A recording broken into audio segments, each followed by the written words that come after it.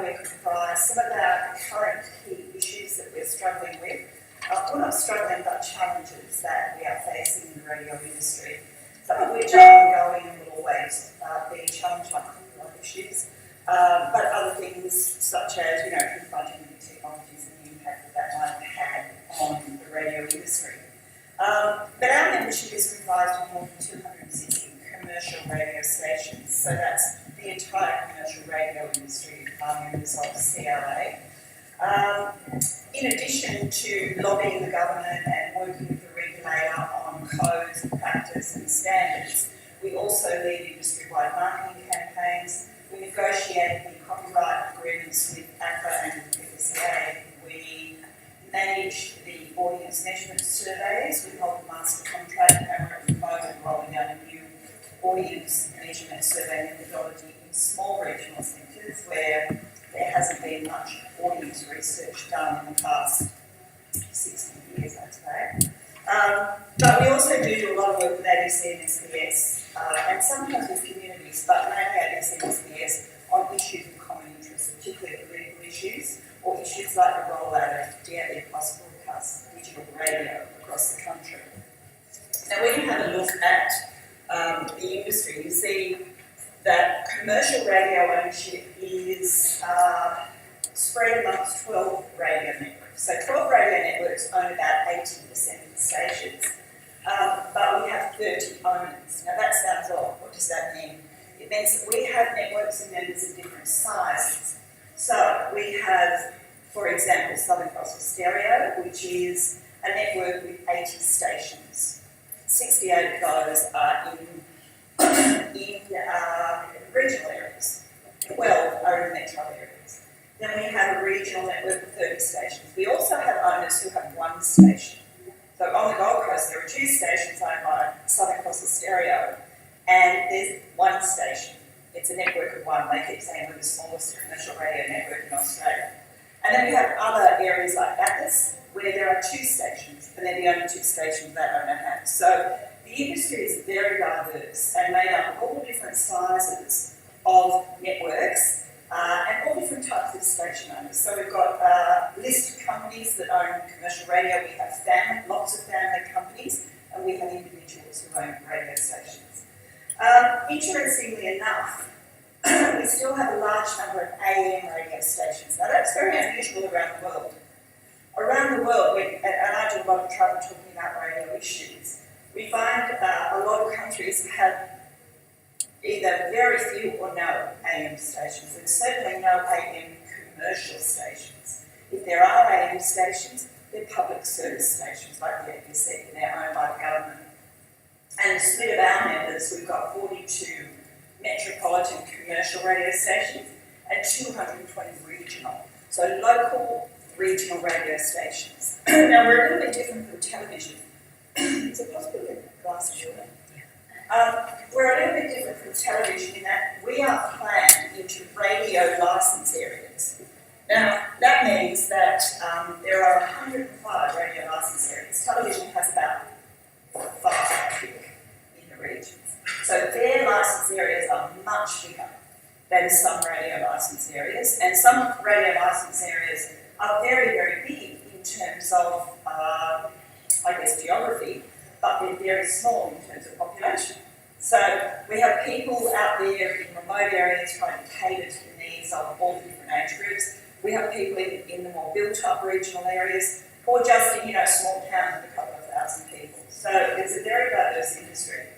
We pay the government a fee every year to broadcast, and it's a percentage of our gross revenue. So at the moment it's about 3% of our gross revenue, which is a pretty fair whack. And it's one of the issues we're meeting the Minister about next week to see if we can have a reduction in those fees. But our key legislation is the Broadcasting Services Act of 1992. Now that Act is now 23 years old? Yeah. That's a long time since, and that was a revamp of an earlier act. So, thank you very much. It's a long time since the government or legislators have actually looked at how they're regulating radio. And that's a key issue for us because, we're now competing against people on the internet who have no regulation at all. We pay no fees. They pay copyright fees, but all the other costs that we have, they don't have. So we're saying to government, well, hang on, we're now vastly over-regulated compared to Spotify, for example, and Pandora. Under the legislation, the regulator, which is the Australian Communications and Media Authority, can impose licence conditions on our stations if they do their own thing. We have also what we call co-regulation. Now, it's meant to be co-regulation, but our regulator has become very hands-on recently and thinks they're a direct regulator. The principle behind co-regulation, as opposed to self-regulation, is that we come up with codes of practice, and we have 9 at the moment. We then go out and consult with the community for a period of weeks on what they think of the content of the codes of practice, and then we take them to our regulator and they choose whether they will regulate them or not. So it's not like the advertising industry where they've set up their own, or the newspaper industry where they regulate themselves, and there's no real penalty that can be imposed on them except just through black letter law. With us, as I said, the regulator can impose fines, they can impose licence conditions. We also have program standards. We only have one at the moment, which is called the disclosure standard. And you might recall, you probably don't recall, but a very, very long time ago there was a big scandal in two commercial radio stations called the Cash for Comment scandal.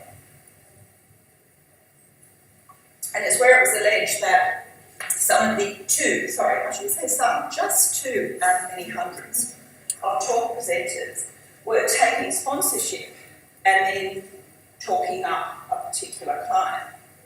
And that was called Cash for Comment. And so a program standard wasn't just slapped on one station, of course, it was slapped on the whole industry. Another example of over-regulation, where now any sponsors that an individual current affairs commentator has outside of, say, the station or the program sponsor must be listed on the website so that listeners can know if they're saying, oh, Qantas is a great company, they can check, oh, are they a sponsor of his or not. Oftentimes they talk things like they're not sponsors, but it makes it much more transparent for listeners. Although our regulator is currently under review, and there is a little bit of an appetite in the Parliament at the moment to cut the regulator back quite a bit and to try and streamline them and make, I guess, the playing field a little bit more level for traditional broadcasters as opposed to internet broadcasters. When you look at the number of radio stations in Australia, we're vastly overserviced. We have, as I say, there are 105 licence areas for radio across the country. There are 262 of us, actually. And there are 7 government-funded national or public broadcasters. It's interesting in some forums when I say, oh, they're the government broadcasters, they get a little bit upset because they say, oh, they're the public service broadcasters. We're actually funded by the government. So, one of you in particular received all your funding from the government, so you actually are a government broadcaster. Whereas the SBS also takes advertising, but it's also government funded. But here we talk about them as public broadcasters. Now we also have 380 community stations, more community stations than commercial stations. They don't get a lot of listening. And I'll talk about the listening things later. And there are another 198 high-powered open narrowband services, and there are 776 low-powered open narrowband services. Now these are all broadcasting. So you can see we've got a lot of radio stations out there cluttering up the airways. And some of them have very small listenership, but they mainly don't bother us. Now, when you look at listening and revenue for commercial radio, we keep being told that people are not listening to radio anymore. They actually are. Surprise, they are. Across all age groups. 80% of Australians listen to commercial radio. Around, varies. Sometimes it's 77 in some areas. On average, all ABC stations have around 20%. And then there's a bit of, a few rats and mice. Community stations claim that 53% of Australians listen to them. Not true. The research is still, we keep going out and saying that, but they still keep putting the figures out there. So the major sectors, the major players are the ABC and commercial radio. SBS has low percentage of listening. They're not in the surveys, the audience surveys, and it's because they've got so many, I guess you'd call them target niche language groups they have to cater to. I think they've got 64 language groups that are meant to be providing radio services to, which is impossible with just 3 services. But, you know, I mean, they do their best. But for them to be in the ratings, their figures would be so small for most of their radio programs, unlike their TV programs, some of which are very mainstream if you watch SBS TV. In the metro areas, commercial radio has 7.3 million people listening to breakfast radio. We have 6.8 million people listening to drive radio. So the 2 biggest parts of the day for us for ratings and revenue are the breakfast period, which is sort of, it's longer and longer because of the commute to work, but starts about 5 a.m. and ends about 9:30. And then the drive shows are the same. Some of them start at 4 and go till 6, and others start at 4 and go till 7. So it just depends on the station. We often have arguments in the industry about what should we be calling drive when we put out the results, and so you can't please everyone. The interesting thing though is that free-to-air broadcast listening is very strong still. People are still listening. Now, in-car, of course, is very strong for us. And 36% of all radio listening, not just commercial, is done in cars. Obviously, as people are driving around, you know, turn the radio on. But interestingly enough, that doesn't add up to 100, but 90.9% of listeners, of all listeners, and that's the people that we survey 8 times a year, and those are ABC and commercial radio listeners. 90.9% of them still listen to radio during the week at some stage using AM and FM. But 24.1% of all of our listeners are now using a DAB plus radio to listen to radio. And streaming makes up, that's actually just gone down in the last survey, but it's about 12% of radio listening is done via a mobile stream.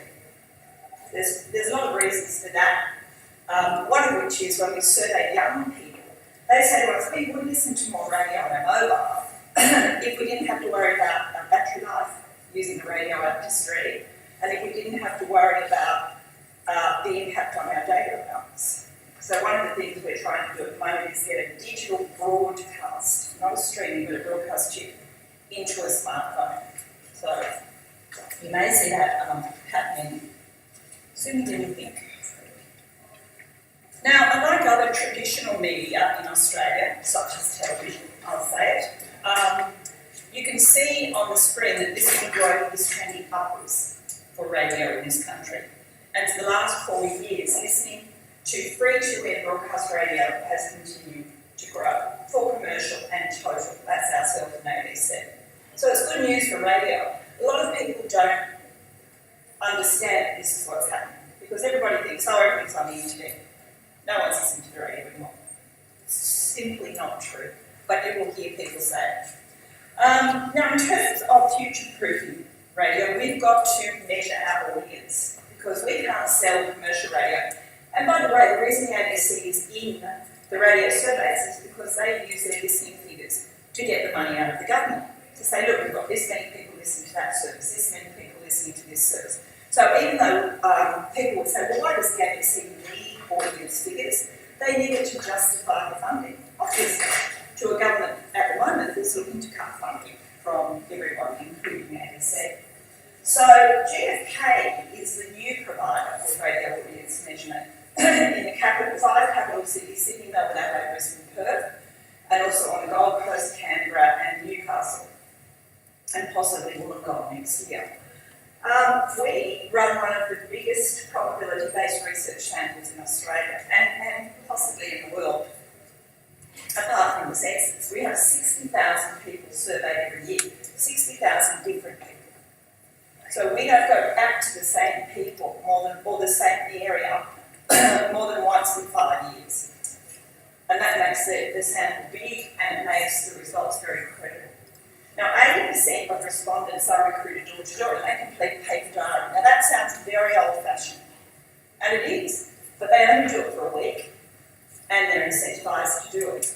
And diary methodology is the currency worldwide for radio listening. Some people are flirting with meters, and we're looking at that as well.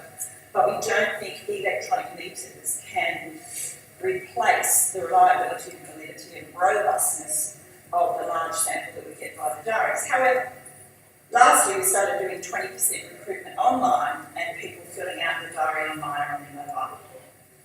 We're about to, as I say, set up a new methodology for regional radio so that we can give agencies figures on how many people are listening in places like Bathurst or Wagga, so that they can confidently buy regional radio just as confidently as they buy metro radio. The other thing is that people are often surprised when we say that we survey this many people a year, and we don't go back to them more than once every 5 years. Because they say, well, we know that television has a set panel of about 700 people in Sydney. And it's a panel that just has a set top box next to their TV set. Now, it's very easy to do electronic measurement in that situation, even if you have two set top boxes in your house because you might have two TVs. But it's not so easy with radio. There's a lot of radio listening is out and about and on the move. And you can't just get someone to put something on their radio or on their mobile phone in order to capture that listening. People don't want to do that. They find that intrusive. So one of the things we are looking at is seeing if something else we can add to what we do, not take away any of this, but add and then merge the data. And that's a difficult thing to do, as you probably know, is to have an app on a mobile phone so that we can get the listening that people are doing via streaming on a mobile phone, or via a DAB plus chip, or via an FM chip. A lot of Android phones still have an FM chip in them. So it's a very complex and extensive project, and we coordinate all of that.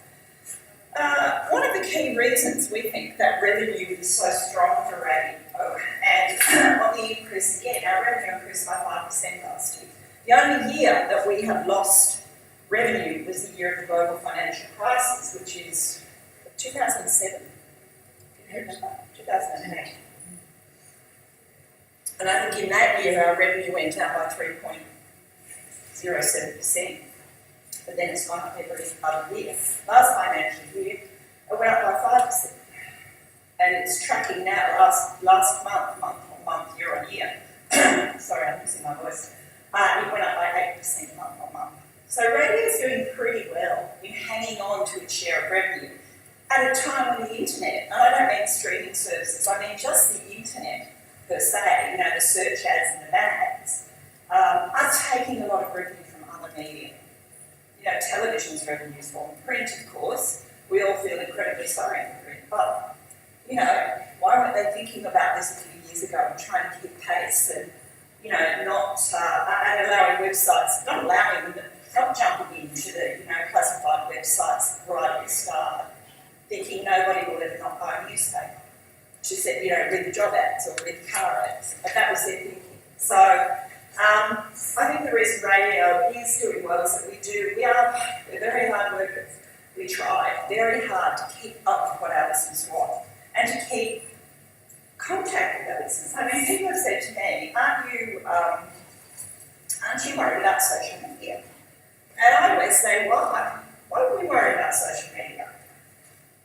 I'll show you a slide in a minute that might surprise you. But, radio, this sounds like a hackneyed phrase, but radio is the original social media. We had talk back in the 60s. People were picking up the phone and talking to each other, and to politicians, and to music stars, and to radio celebrities, well before any other media even thought of interacting in that way with their audience. And you'll know that, when you watch breakfast TV, which I do when I'm travelling, I don't watch it at home, I do when I'm travelling, you'll notice their attempts to interact aren't nearly as successful. I was in Canberra this morning and I was watching, they were trying to give away $10,000 and people had registered for it and you had to pick up your phone after 5 rings or something. Anyway, and I've seen this happen a few times. They go, we're giving away $10,000 and they call out the person's name and they say, 10 rings from now. Nobody ever picks up the phone. I shouldn't say ever, but often they don't get to give away their cash. And so, people don't see if from my perspective, TV is the same sort of interactive medium as radio. It's not, it is a bit different, you know. 50 years ago, we were told that everybody would be picking the end, you know, that TV would have developed and the interactivity would be so developed that we'd all be choosing the end of the show. You know, like choose your own adventure. Well, that hasn't happened. And the reason I think it hasn't happened, and it's only my personal opinion, is people are lazy. And, you know, when you get home at the end of a long day or a long night and you want to watch the news or you want to watch something or catch up on something you've recorded, you don't really want to be doing anything. You just want to watch the news, or you want to watch the football, or you want to watch a music video, or you want, you know, you're not really all the time wanting to be interacting with every single piece of equipment you've got. So, you know, radio does keep pace and has tried to keep pace and is always being reactive to what its listeners are doing and what they want. Now, some of these things were all, you know, going to be the end of radio. Podcasts, that'll be the end of radio. Really? You know, MP3 players, there'll be no more radio after that. TV was going to be the end of radio. So, but the only reason radio survived is because it hasn't said, oh, this is the end of us, or we don't have to change. Radio, the most successful radio stations are those that will always be researching and surveying and keeping an eye on what's happening around the world and making sure they are accessible. As I say, when you talk about social media, you know, radio stations use social media brilliantly to interact with their listeners. And one of the key weapons that commercial radio and ABC have are their on-air personalities. And, you know, people through social media now can have a relationship with their favourite radio presenter. And we say now that we're saying, if you like, Kyle and Jackie O, they're not my favourites, but they are members. So, you know, I listen to a bit of everybody every morning as I drive into work. But if you like Kyle and Jackie, and I must say personally, they're very nice people. When you meet them, if you ever get a chance to meet them, they're very nice people. But they, for example, their show ends at 9 o'clock. And in years gone by, once the show was over, that was it. Listeners couldn't interact with the person that they loved listening to or that they wanted to know about. Now, they can tweet, they can go onto the Facebook page, they can go onto the station's website and watch, you know, whatever happened on the show. They can interact with those people throughout the day. So we believe that social media is in our content along the life. So it doesn't just finish at 9 o'clock. It doesn't just finish at 12 o'clock if you're listening to a mid-morning show. It doesn't finish after the football call is over if you're a football fan. Because you can continue to go onto the station's website, but you can also interact with any of your favourite radio personalities directly and personally. So there's now more chance for one on. As well, of course, people still love calling the radio station. Every night when I'm driving home from work and I'm doing my channel surfing, and you hear the top 40 or the, you know, hit tricks, whatever they call them these days, you hear the kids ringing in. And I know when my daughters were younger, they used to ring in to try and request a song. And then, of course, the radio station has to get permission to play their voice. So they say to them, we'll put you on at 9 o'clock. So the kids are all ringing their friends, go, listen to this at 9 o'clock, and you'll hear me. So even, you know, that simple pleasure of being able to have your voice heard by a very wide audience, or in the case of people like Ray Hadley or Alan Jones, being able to pick up the phone and talk to the Prime Minister directly in real time. So, you know, we're a very interactive medium, but social media has allowed us to become much more pervasive in people's lives and much more ubiquitous than we ever were before.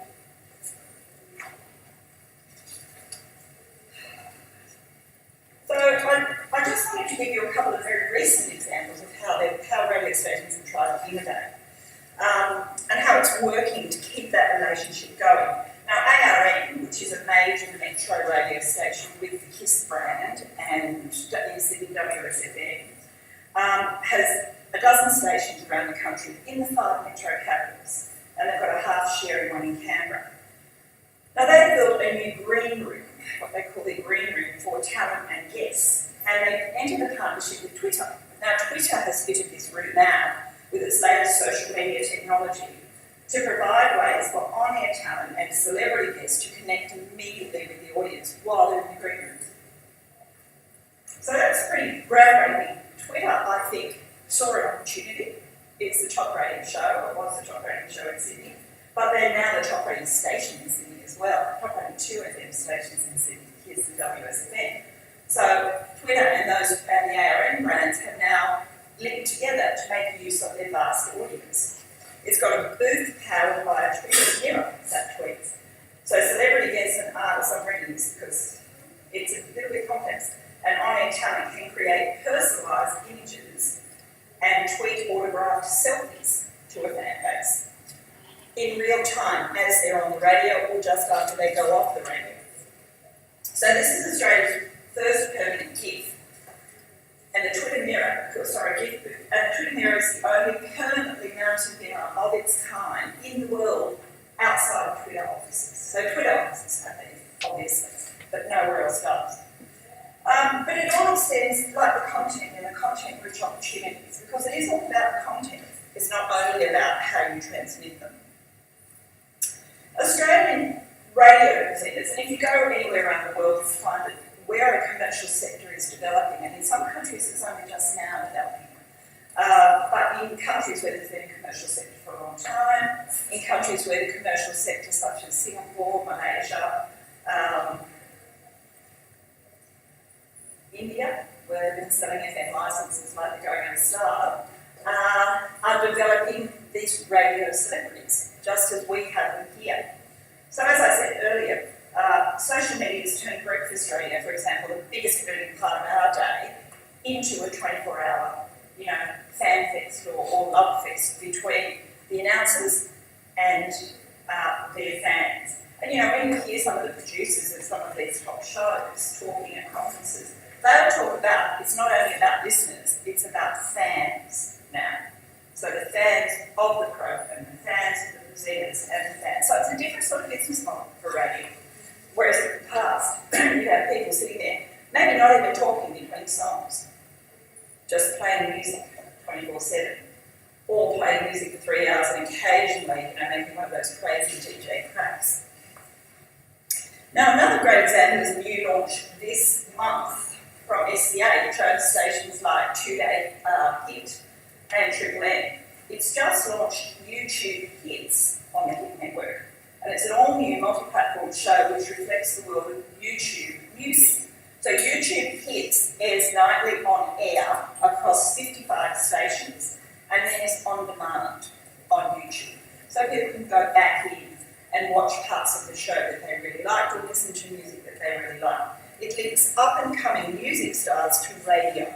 So they'll go in, they'll find YouTube sensations or YouTube people putting their videos up, and they'll play them on the YouTube Hits. And so it gets exposure not just on YouTube, but it starts to get out there into radio world. And that's, of course, when artists' careers really take off. Yes, they can become an internet phenomenon, but it's when they're picked up by the mainstream media that they really make it big, I guess. So just what I was talking about before, radio is number one on social media. So because we attract fans on air and off air, it's the number one industry by engagement on social media in Australia. Now that people might say, I don't believe that. It's true. It is the number one. And some of the most successful sites and people in terms of engagement are also radio celebrities and radio sites. We know that 1 in 3 under 25-year-olds interact with radio's social media brand each month. And those users that interact with the radio social media brand listen longer to radio than those who don't. So again, social media is great for us. It drives people, it attracts people, it makes them feel like they want to listen a bit longer to the person or the station or the program that they're interacting with. They, in fact, under 25s that interact with a radio social media brand listen to 27% longer than those that don't. That's something we've got to work on, I think, as radio. And on Facebook, from January to June last year, the radio industry social media engagement dwarfed its nearest rivals, which of course were News newspapers and TV shows. It had more average weekly engagement with fans than the next three categories combined. So who said radio's dead? Who said it's going out of that door? It's not. But it has to keep refreshing itself. It has to use all of these tools.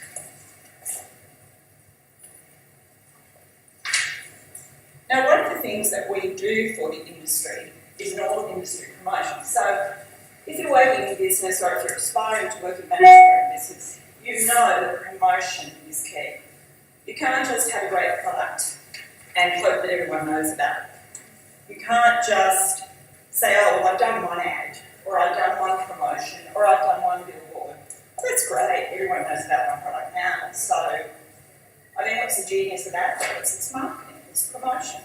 It was nothing 30 years ago. It was being run out of business by IBM and by Microsoft. Then all of a sudden, the marketing genius would go over and off they went.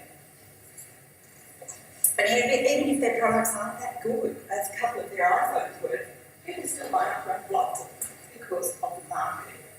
So what we do as an industry body is we run what we call a brand campaign.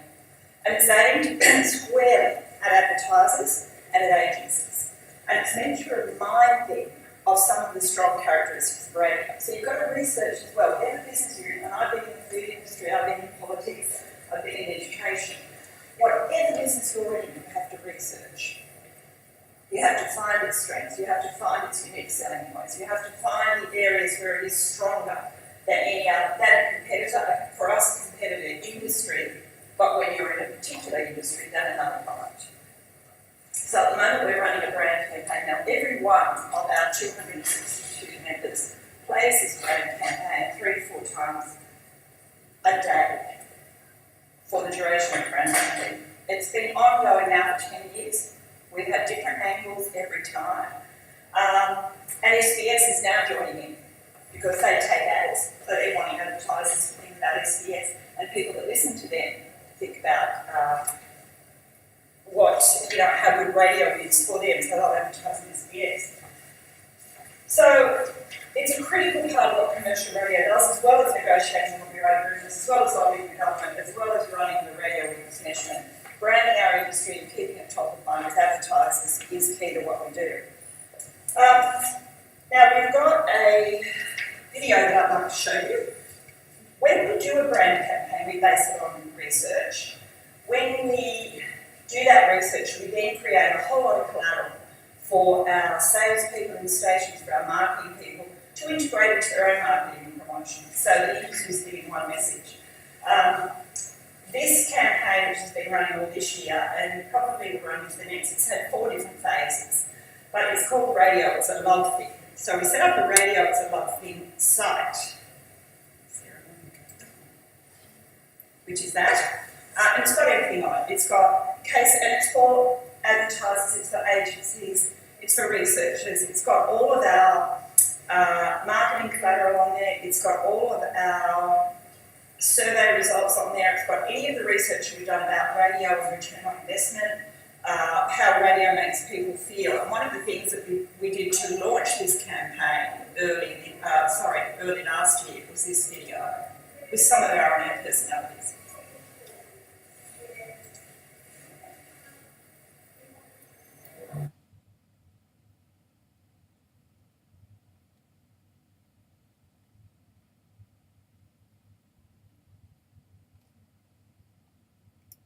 We did to underpin this campaign.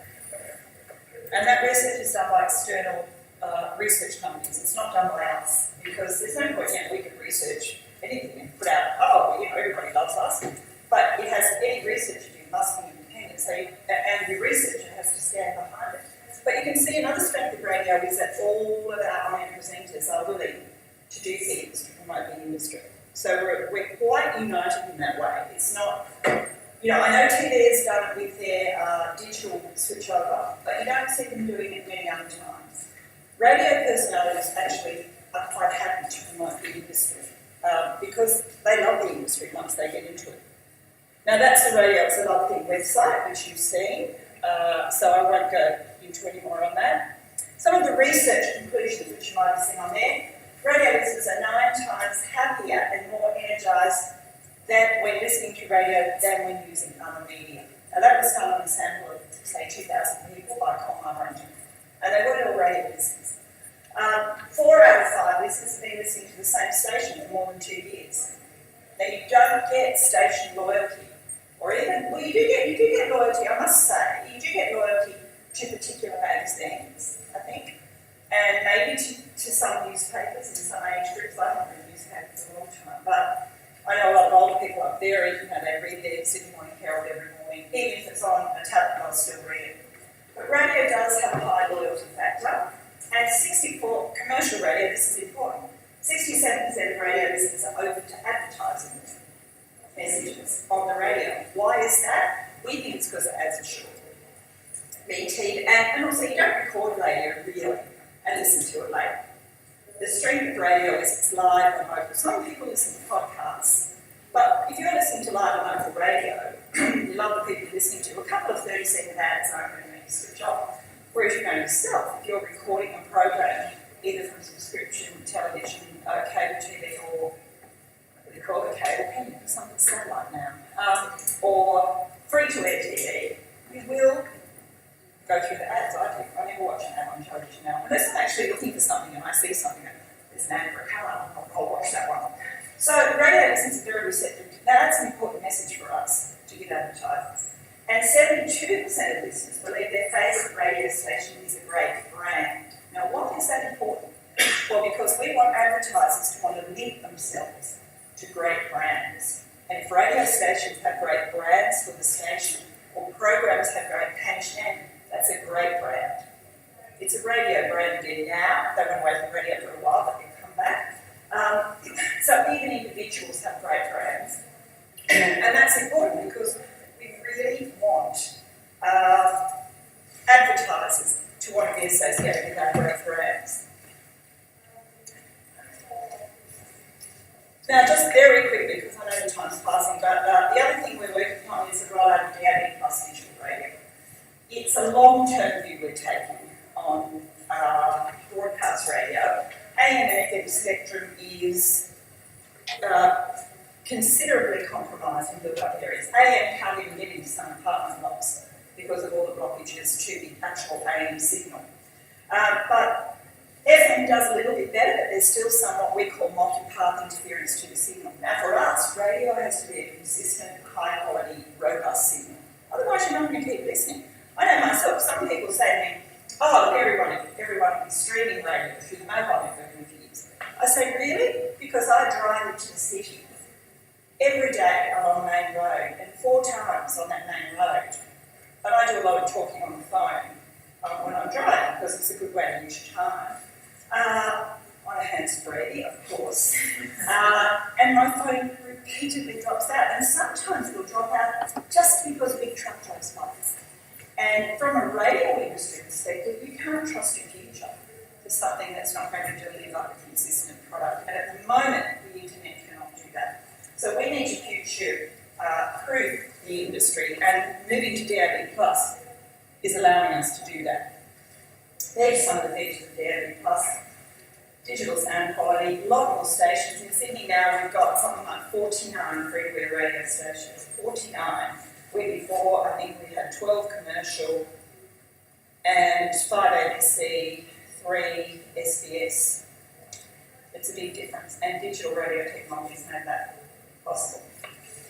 DAB+ is what we're using. It's a global standard. It's not used in America because, as usual, they have their own. But it's flowing out across Europe. It's starting to be set up in Indonesia, Thailand, and Malaysia as we speak. But just in radio, just in Australia, we've only been doing this for just over 5 years, and we don't have digital switch-off day. Obviously we don't, unlike television.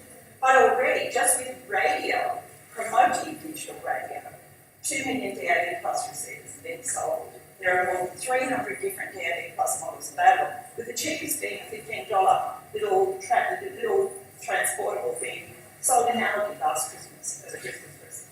There are now 277,000 vehicles on the road with DAB+ in them. That's been a big breakthrough for us. In 2012, there were only 42,000. So the car manufacturers are getting on board. 26% 25, the big challenge for us is the aftermarket.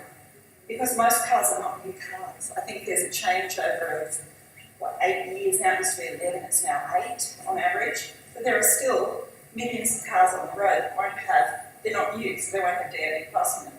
So a challenge for us is getting some good aftermarket products that people can just, like your phone, just stick into your USB and you can hear digital radio. We have just established a digital radio planning group for the rollout of DAB Plus across the country, which will be even better. The other thing we're working on is getting the DAB chip into mobile phones. That's a big effort, and we're working with the internet. We're working with the UK and European broadcasters. We're working with the Thais who are about to set up DAB Plus, and they want it in mobile phones. Now, why should we have it in mobile phones? It means you can get all the radio stations broadcast freely. You don't have to use your data, and you don't have to rely on the internet. You can hear all the digital radio stations, but it also means that in a mobile phone we can broadcast web links. So you get a broadcast web link. You're listening to something on the radio and it says, if you want to see this funny YouTube video, click on the link. Well, with DAB Plus in a mobile phone, we can broadcast. That's not being sent by streaming, it's broadcast over the airwaves. So again, it's not taking up, but it allows you, if you want to use the back channel of streaming to access that link. So it's the best of both worlds. We are making progress, I'm very pleased to say, and we're hoping that there might be a phone on the market by April next year, one this month. So we'll see, but you'll hear a lot about that if you listen to the radio. You'll hear a lot about that on the radio, because we'll be giving them free advertising to drive sales of that. Just to force the other manufacturers to think, we should get in on a bit of this free advertising. And just very quickly, people will be saying, people will listen over the internet, what's the problem? The problem is that mobile broadband cannot technically or practically or physically do what broadcast radio can do.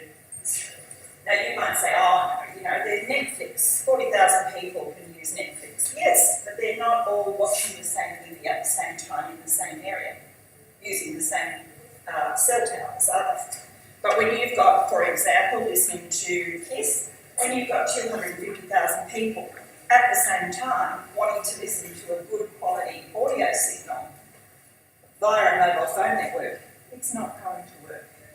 It does not have the capacity to carry it. But even at the London Olympics a few years ago, they put on they made available extra broadband to the telcos because they knew that people would be, texting and taking photos and wanting to send them out from the main stadium. The system fell over, even though they made it, because there were 90,000 people in the stadium trying to use the network at the same point in time from the same cell towers. So, practically and technically, all radio listening cannot go, all live radio listening cannot go to the internet. And this is a message we've got to get through to government at the moment, because the government seems to think that in 5 years nobody will be broadcasting. We disagree, obviously, and that's one of our challenges in presenting this case to the government, and not the government, I should say, our minister in particular, who is, very caught up in the NBN and used to run an internet company at one stage, Mr. Turnbull. So he does know a lot about the internet. He doesn't know quite as much about broadcast, but he just naturally assumes that if everybody switched their radio listening to streaming, everything would be fine. The whole mobile network would fall over. And in fact, in Sweden they did a study which said the 700 million hours of live radio listening went onto their 3 telco networks. There would be no room, and was delivered properly in high quality. There would be no room on those networks for any other data. And the telcos, of course, in Sweden said, well, we don't want that happening because we want people to use our networks for things that make us a lot of money. Whereas, radio listening probably doesn't make them much money at all. One of my last slides to be posted here is really just reiterating why broadcast is important. And it's important because it's one of the key uses for emergency services situations. There are many times when cell towers burn down. There are many times when people's electricity goes out. There are many times when a mobile phone battery runs down. You need to, and we keep stressing this to the government, you need to have broadcasts available for emergencies. And this is a very strong push in the Asia Pacific region as well. All the governments there are saying, with all of the disasters that we've had, we can't afford not to have Look,